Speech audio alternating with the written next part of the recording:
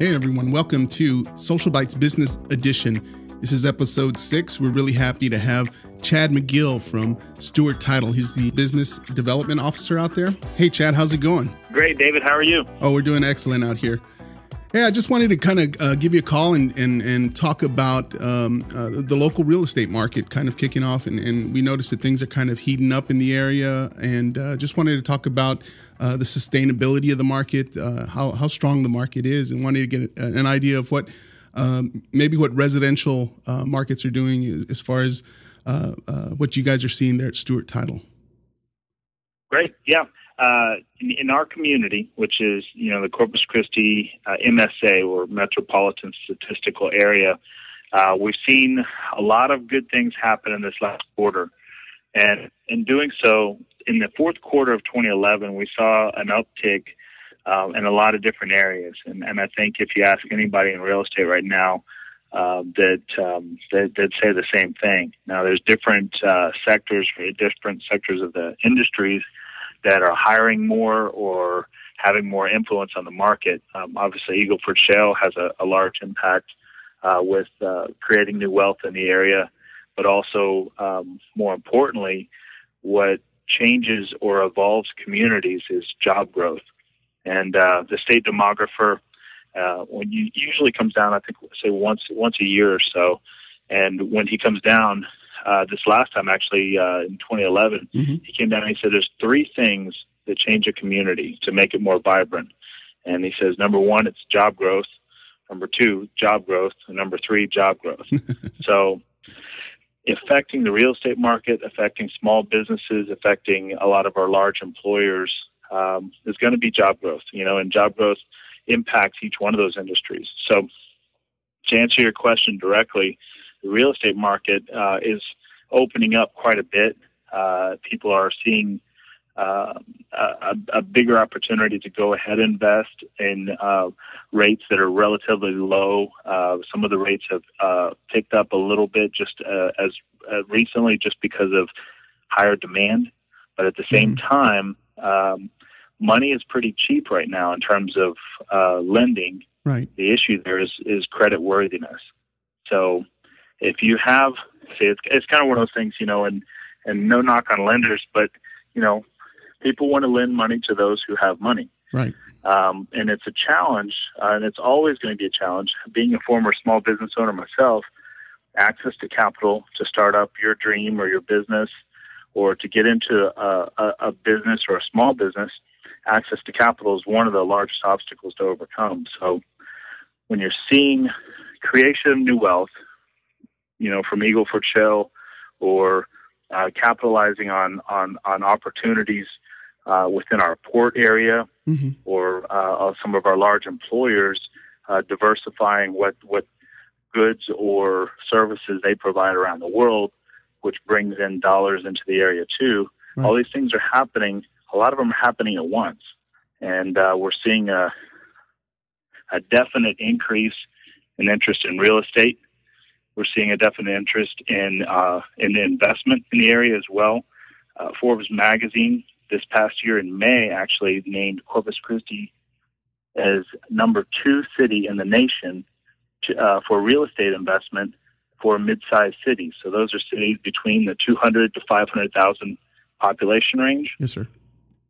That kind of attention doesn't happen because somebody bought an ad in Forbes. It's because they've studied the demographics and understood where those true investment areas are going to be. So we're seeing a lot of signs that are good and positive. I think people in the real estate industry have been through a tough time across the nation over the last few years. I want to say from 1980 to about 2000, there was about, on average, give or take, about 700,000 realtors across the nation. And from about 1998 or 2000 up until about 2007, 2006, the market was great, obviously, because the market was going really well. Right. Before the bubble burst. There was 1.39 million realtors. Wow. So you had a flood of competition. So what happens with that is the market kind of dried up, and so did the real estate market right behind it. There's a lag of about 16 to 18 months with real estate. So when you see the economy kind of falter, then you saw a lot of people get back out of the real estate market. Right. So now all those, there were a lot of good people who jumped in and made some money with real estate or did good by their customers, but there are professionals in the real estate industry who do a great job every single day, but now had to compete with part-timers who were kind of jumping in, making some money and jumping out. Yeah. Well, since then, we're back down to about 900,000 realtors across the nation. And so what that does is that levels the playing field. People are getting, for lack of a better way to say it, a better realtor. They're getting realtors who have endured or been professional through some really tough times. Yeah. And money's cheap. Builders are building here locally some great homes. We've seen that last year was kind of a difficult year for builders, but I tell you what, they've really taken off the beginning of the year, and are doing well. Some builders could do more, but some builders are building 5 and 6 homes a month, right, and they're selling 5 and 6 homes a month. So there's money to be made out there, but at the same time, it comes from a foundation of job creation.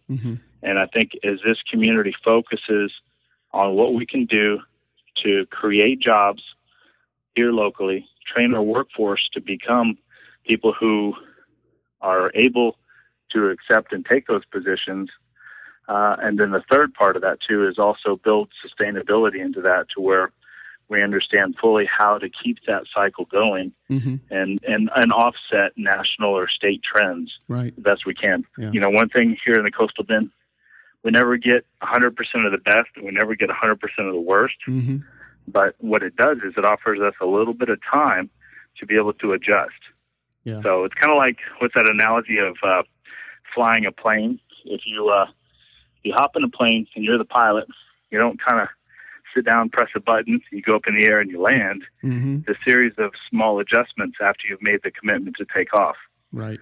So I think our community is starting to take off a little bit, but we've got to be able to and have knowledge of where we need to make those fine adjustments to get really where we want to be. Yeah. And I think where we want to be as a community is a place where grandparents can say that grandkids got to be raised here in the community too, because their sons and daughters got jobs here. Right. Part of the community, you can see where multiple generations enjoy being right next to the water, and you don't have to lose family members going elsewhere just because, better paying jobs or different types of opportunities. Right, if we can build those here, that's a plus. Yeah, and that's something historically we've tended to see here in the Coastal Bend is that our best and brightest leave the area just because the opportunity hasn't been available to them, and I do see that tide changing. And especially with the things that Texas A&M Corpus Christi is doing for the educational and Del Mar, and it's just it's an exciting time to be in Corpus Christi. It is. Just some statistics for you too. October, November, and December, Corpus Christi was number 2 in the state of Texas in job growth, and that's comparing. That's incredible. October 2011 to October 2010, comparing November 2011 to November 2010. So it's year over year. Different months have different personalities, if you will. So it's kind of like not a whole lot of people spend money right after April 15th because that's probably tax day for quite a few people. So April has a different kind of personality than May would, if you catch my drift there. So what happens is Texas, and I think it's no surprise to people that Texas has created more jobs than any other state in the nation for some time. So Texas being in the lead of job creation, Corpus Christi being number 2 in the state in job creation, is a big statement. And those statements are, it is. Yeah. I mean, it's backed up by the Texas Real Estate Center, where they're looking at Texas A&M Real Estate Center out of College Station. They study this on a monthly basis. And so that statistic, meaning the state of Texas is right about 2.2 or 2.0% growth rate each month, is about the state average. Mm-hmm. Well, if you look at December 2011, Laredo was at 4.7% growth rate. Corpus Christi was 4.3. So that's both of those are the only two that are doubling the state average. Right. Now, Victoria has been doing really well, and they did really well in October and November mm-hmm. because they were number one because of, and a lot of it has been impacted because of the emergence of the Caterpillar factory there, mm-hmm. the manufacturing plant there. Mm-hmm. Mm-hmm. Not only does it create hundreds of jobs, but what it does is it creates an opportunity for vendors and companies that work with Caterpillar to want to invest in that area as well. Right. So you could create, in essence, just as many jobs with the vendors mm-hmm. of a company like that. Mm-hmm. Yeah, definitely. It's that impact that you see in cities like Detroit, where the motor industry went in there and they set up shop, but then you had all these ancillary businesses that just that just needed to provide services and parts and all the other things that go with the manufacturing operation of that caliber, of that size. Absolutely, and that's a perfect example too, because a community could be doing great and the industry is going well, but you've got to also diversify. Right. Yeah. And you've got to diversify in a way that should an industry or economic woes happen, you're at least diversified enough, kind of like our property taxes. If we diversify our property tax base, then, we wouldn't have to pay so much out of our ad valorem taxes, to the city or to the school districts. It would be diversified. But I think that's one of the another story. I think that's one of the competitive advantages that Corpus Christi has, is that we also have we have the industrial side, and we've been talking about the impact of Eagle Ford Shell and of the new manufacturing that's coming to the area, and the industrial side, but we've got the tourist side too. And now with the water parks coming, that's going to really diversify our economy in a way that we haven't seen before. I think we've been primarily industrial, but with these water parks coming, I think we're about to see a big flood in what is going to attract people to Corpus Christi and make us more of the tourism city that we've tried to be for so long. Absolutely, and with that too, that diversification is important because of there's one concept out there that I think could be really beneficial if people kind of heard it more often. Mm-hmm. It's the fact of bringing in what you call primary dollars or creating primary jobs.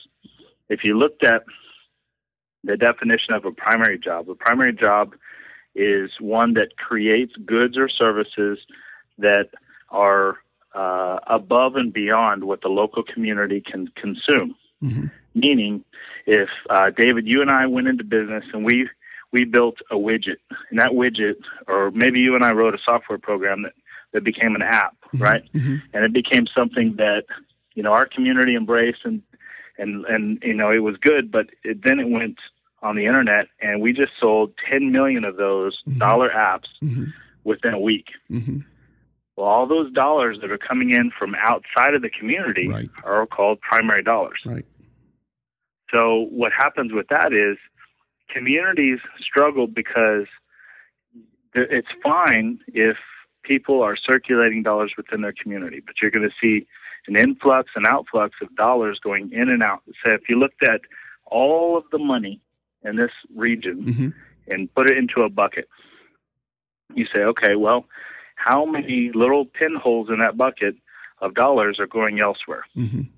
You can't stop it, but you can definitely message to people and let them know, hey, it's important to buy local. It's important to support your small businesses. Right. But on the inside of that, too, you say, well, what are we putting into that bucket?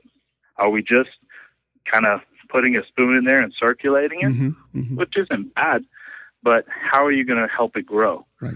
So you go and look for those ingredients, those primary dollars or primary jobs to put into that bucket, and now you're bringing in, just like you said, mm-hmm. tourism or dollars from other communities mm-hmm. where people come.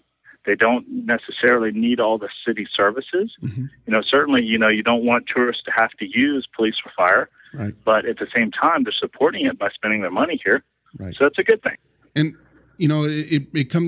what comes to mind is as you look at communities that have really, really, or cities that have really taken off, there's always that factor of the outside dollar coming in, always. Right. And it becomes, I mean, if you look at it in the simple terms of a profit loss statement, it's like you said, you have dollars coming in, from outside sources that aren't costing us anymore.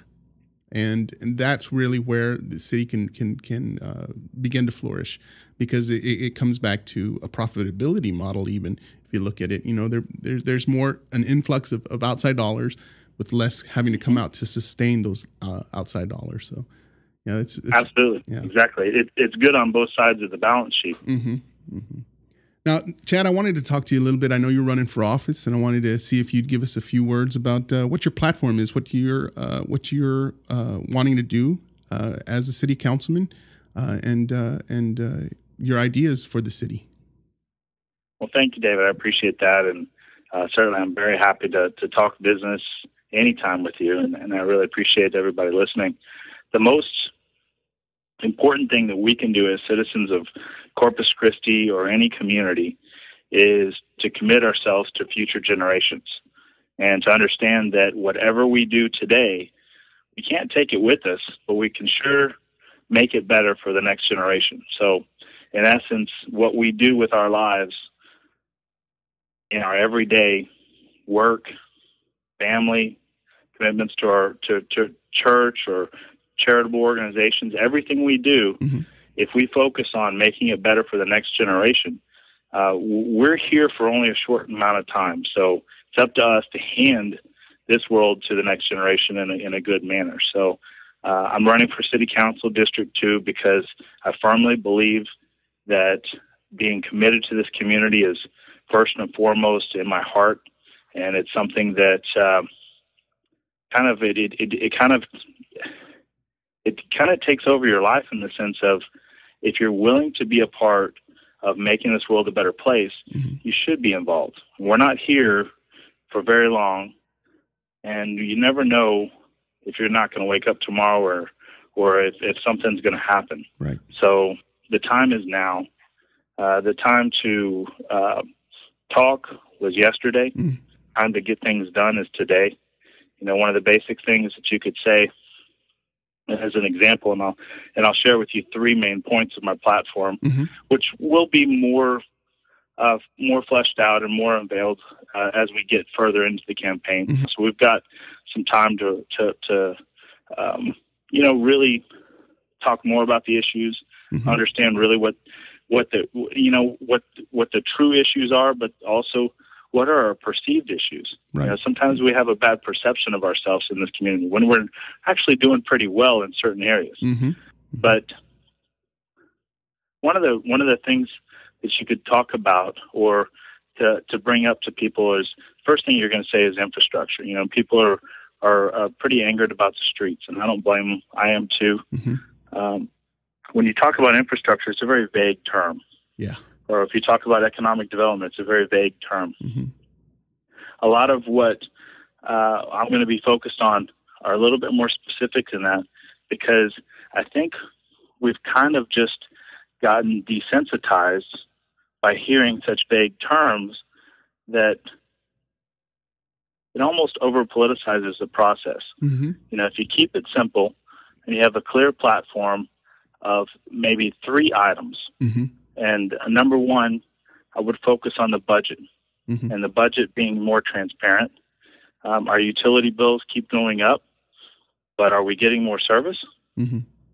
Or they basically looking to offset street costs through utility bills? I think that's a step in the wrong direction there. I think it was good for the committee to put something on the table, mm-hmm. for streets, mm-hmm. but the reality is we've got to be fair and equitable.